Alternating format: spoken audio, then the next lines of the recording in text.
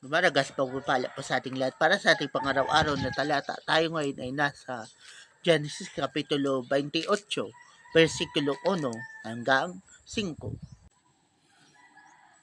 Kaya tinawag ni Isaac si Jacob at matapos batiin ay sinabi, "Huwag kang mag-aasawa ng Kananeya. Pumunta ka sa Mesopotamia sa bayan ng iyong lolo Betuel. Doon ka pumili sa mga anak ng iyong tiyo Laban.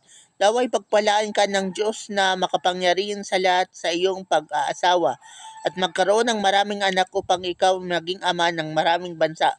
Pagpalaan ka nawa niya gayon din ang iyong lahi pares ng ginawa niya kay Abraham. Mapasa iyo nawa ang lugar na ito na iyong tinitirahan, ang lupang ipinangako ng Diyos kay Abraham. Pinaalis nga ni Isaac si Jacob at ito'y nagpunta sa Mesopotamia sa kanyang tiyo Laban na anak ni Betuel na taga-Aram. Si Laban ay kapatid ni Rebeka at na ina ni na Jacob at Esau. So yun na nga po, nagbigay na ng command si Isaac kay Jacob na wag mag-aasawa ng Kananeya.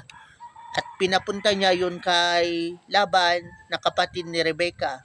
Doon siya pumili ng mapapangasawa niya at sinunod yun ni Jacob. Sinunod niya ang kanyang tatay.